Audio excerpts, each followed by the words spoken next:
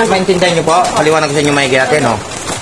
Yun lang po sa part ng may kahoy na yon, doon, tatanggalin niya kasi nakapako po yan sa puno eh. Yung dalawa na kahoy na yon, yung naka-vertical na kahoy na dalawa. Iaangat po siya. Ilalayo po sa puno. Lalagay niya ng kahoy doon na siguro mga 2 dangkal. Para nang sa ganun, yung naka-vertical na kahoy na yan, lumayo doon sa pinakapuno. Para yung tulo ng tubig, yung nanggagaling sa puno, diretso na lang pababa. Hindi na Tumutulay. Kasi tumutulay po rito, oh. Bago dito bumabagsak, ayan siya bumabagsak, oh. Please subscribe, Baby Girl Madam Labi. Isa rin po siyang charity vlogger ng Bataan. Suportahan din natin si Baby Girl Madam Labi, isang charity vlogger ng Bataan.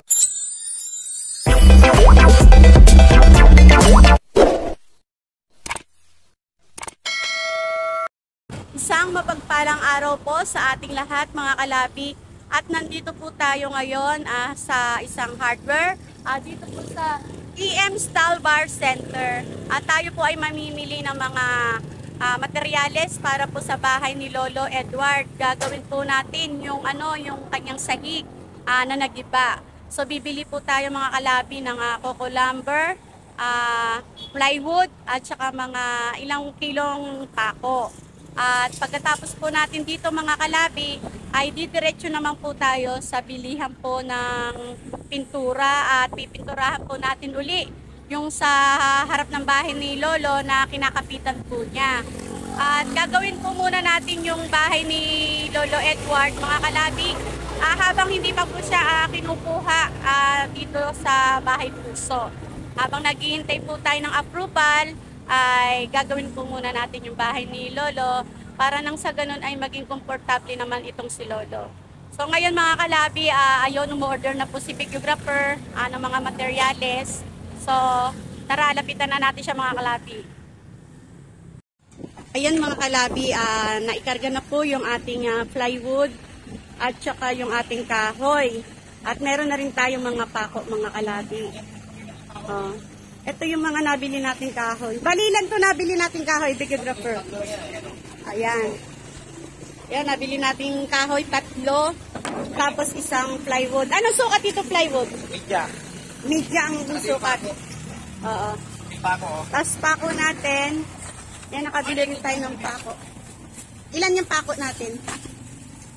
Half kilo, half na 3, half na 2. Half 3, half 2. Ayan, salamat po. Bali, magkano ang ating napamili dito sa material? 1141. 1141. Ayan. Ito pa lang yan. Kahoy, pako, at saka yung plywood. Ito, madam. Salamat. Ito madam, iniris nila Ano kasi yan? 187 nila, isa. Oo. Mali yung kwinta ng mali. Namali sila. 300 lang nilagay niya kanina. Ay, lugi sila ron. Okay, binago. Kaya mayroong Oo, iniris. may erase. Oo. Binago dito sa hardware Namali. ni Steel. Dapat 561. Oo, ang nalagay niya lang may 300 lang. Ay, lugi. So, ayun. Binago. So, ayan, napamili natin dito pa lang ay 1141. Tapos ngayon, didiretso tayo mga kalabi dito sa pintura. Daan muna tayo, bago tayo dumiretso kay Lolo Edward.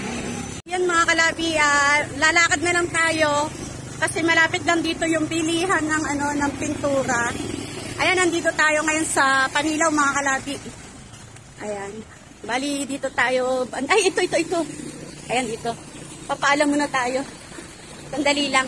Ayan mga kalabi, nakapagpaalam na tayo. Pumayag naman po sila na mabidyohan natin. At ayan nga po si videographer ay nakikipag-usap para sa bibilin namin na pintura.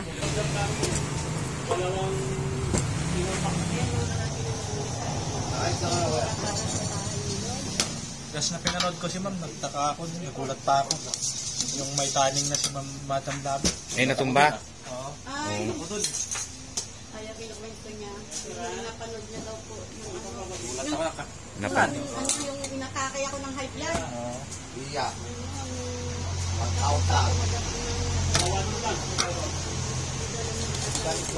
Siya bibigyan ng promoter ng nila, promoter yan. Kaya nanak namin.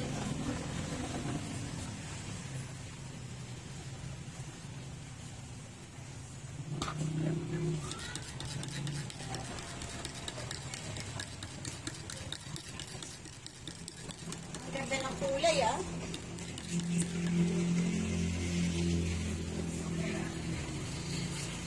Ay, tinitimplan ba ng ano yan, sir? Ng thinner? Hindi.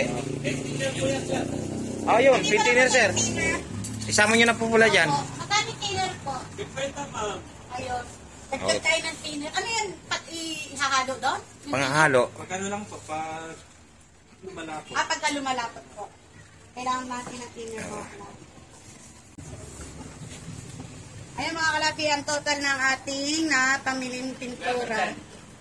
Bali 310 lahat. Papabutis tayo Nagdagdag tayo ng thinner. Pink thinner. Oo, yan. Bali ang kulang ko pa, sir, 50 pesos. Ayan. Yan, maraming salamat po sa ating generous sponsor. Ayun mga kalabi, update ko na lang po kayo pagdating na natin kay Lolo Edward. Ayun mga kalabi, hinahakot na ni videographer yung kahoy. Ahilak po. Nashoot pa ako. Ayan. Si Lolo, natatanaw na natin na. Nakahiga si Lolo dito sa may gilid. Ayun. Tapos isusunod naman niya na bubuhatin itong plywood. Hindi ko maiwan tong plywood kasi baka mamaya biglang tumumba, makadisgrasya. Yan yung gagamitin natin sa ni Lolo. Sahig niya uli. Habang nandito pa siya, habang hindi pa po siya kinukuha ng ng bahay puso po. Ay siya. Oops, yeah.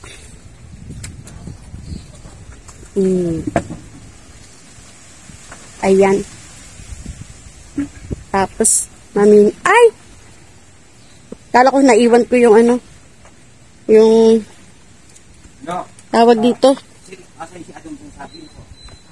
Yung thinner tsaka pintura. Ay, Lo, ba't wala kang damit? Nainitan po kayo? Kumain ka na, Lo? Oo. Anong ulam mo po? Gulay. Ayo, gulay tsaka? Gulay, kalbasa, may tilapia yan binigay sa akin. Oh, may tilapia pa, may isda pa, no? Yung kaibigan ko. Opo. Lo, Inihaw ko na lang. Inihaw mo. Lo, nasa na po yung yung gagawa? Nakausap niyo na po? Si Adong? Pwede na, pati na. Ha?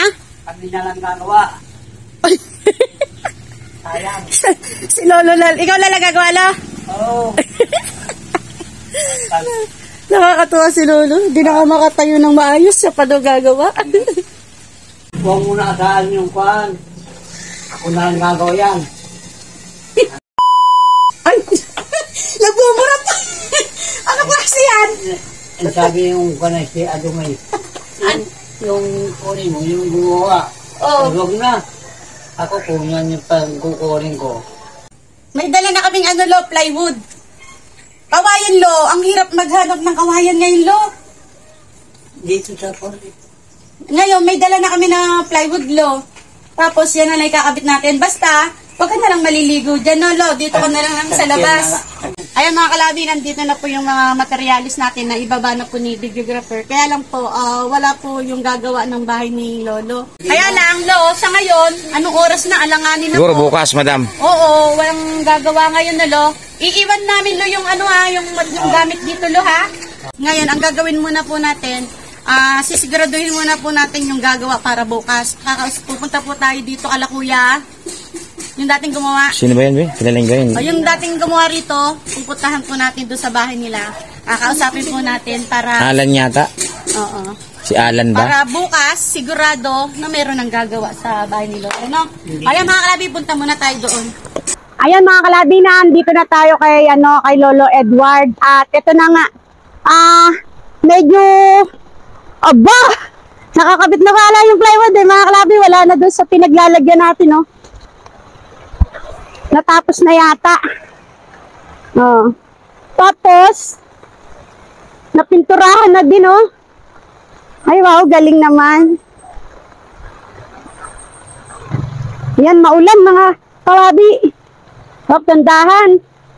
Madulas. Oh, bibi, oh. Baka wag naman. Sana wag madulas yung tulay. Ayan! Hello! Hello! Hi! Sarap ligo nyo Lolo Edward! Oh, wow, ha? Oo nga eh. Ang ganda. Oh. Kumusta na la? Nagawa na pala, ayos. Oo nga, pasok na ako no. Maulan. Oh. Napinturahan na mga kalabi. Oh, wala na, 'di ba? Ang linis na. Malinis na siya. Ha? Oh. Ayun, ito na rin yung plywood. Ngayon nakikita natin kung saan may mga tulo dito kay Lolo. Lo, lagyan ka mic. Lagyan po kita ng mic. Yan. Nasaan si Kuya Lo? Nung gumawa po. Uwi. Tanghali kasi no. Kasi Lolo, puro pintura, oh. Puro pintura kayo, Lo. Nagpintura ka rin ba? Nahawakan niya, no? Nahawakan niya ito. Tingnan mo po, oh. Nadumihan na agad, oh. Okay lang yun, may iwasan talaga yun. Kaya nga, kasi nga nakakapitan ni Lolo. Pero okay naman lang. Pero ito, ano to, di ba walang pintura to? Pininturahan dun. Uy, sino nga pasuyo kay Atan? Pasuyo kay Atan. Atan na, yung gumawa nito. Sino magawa mo ito? Ha? Sige po. Sige. Ayan mga kalabi, wala po si Kuya Atan yung gumawa nito. Yung pinatawag po natin andito po yung kanyang misis mga kalabi. Si Ate Maricel po. Sabi ni Ate Maricel, tinawag po. Tinawag po ng amo. Kaya, opo. So, tinapos daw muna ni Kuya Atan to. Kaya lang mga kalabi, sana, papaano pa natin to ibili na lang natin, bilhin ko na lang sa'yo te. Na pakiyan na lang po kay Kuya Atan yung dito ni kapitan ni, pinakagabay ni Lolo Edward pagpapunta siya doon. Para hindi na siya hawak dito, may nakakapitan siya. Tsaka po sana yun te, na lang po kay Kuya. Ayun, nakita namin kung bakit may tulo pala rito. Opo, dahil po doon sa may puno. Ayun o. Oo. Gumagapang yung Doon po, Oo. Ayun. tatanggalin niya, di ba, yung mga kahoy na yung ganito, no? Nakakahoy yun sa kahoy. Sa kahoy, sa puno. Tatanggal niya lang po, parang lalagyan niya lang ng kahit ganyan kahit yung kalso lang, no? Para lang yung ganito doon, dumayo sa kahoy. Oo, hindi siya didikit. Na? Para hindi sa kanya gumagapang yung tubig. Kasi nakapako siya sa puno. Gagapang nga naman paloob. Kaya ayun. Madudurog na naman yung ni Lolo. Yung plywood niya. Ayan mga kalabi na nabili na po natin kay ate. Yung pagawa pa nga natin dito na na hawakan ni Lolo, tsaka yon yung gaya ng pinaliwanag kanina ni videographer. No, te, bali daw baka makabalik din agad si Kuya Atan, kaya maanuhan niya to. So, opo. Iiwan na po namin, te, yung yung pambayad kay Kuya Atan. Ito, te, bali 1, 2, 3, 4, 5, 6, 600 po, te, na. Opo. Basta pag dumating po si Kuya Atan, opo, paano niya na lang, pakipaliwanag na lang po yung gagawin, no? Tapos po sa susunod na araw, bukas o sa sunod na araw, babalik po kami para tignan po ulit namin, no? Opo, baka pwedeng bukas, gano'n, ha? No. Ano naman po ngayon? Kung kaya niyo na lang gawin. Opo, nagawin ngayon din, tagbalik niya, opo. O, sige, no? Lo, alis na rin kami, Lo! Lo? Naku, ang bilis ng tulog ni Lolo, kahit naingay ako, nakatulog pa rin. O, sige, ayan mga kalabi, hanggang dito na lang, nakatulog na si Lolo, pero bibilan muna natin ng kanin, para may ulam na siya, kanin lang wala. Bilan na lang natin din. Ayan mga kalabi, hanggang dito na lang po, at maraming salamat po sa lahat ng sumusuporta kay Baby Girl, Madam Labi. Maraming salamat po sa ating subscribers, viewers, at sa lahat ng mga sponsor. Mga kalabi, God bless us all. Paalam po. Mga kalabi, bumalik si ate. Siya na lang po nagbigay ng kanin ni Lolo Edward. Ayan. Ano, te? Ayan. Salamat, tiya. Dandaan po, baka mahulog kayo. Lakas ng ulan. Ay, nakakatuwa naman si ate. Talagang bumalikan niya si Lolo Edward para bigyan ng kanin.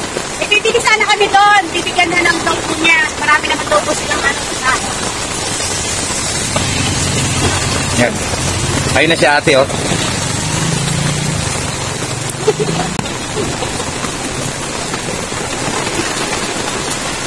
Okay.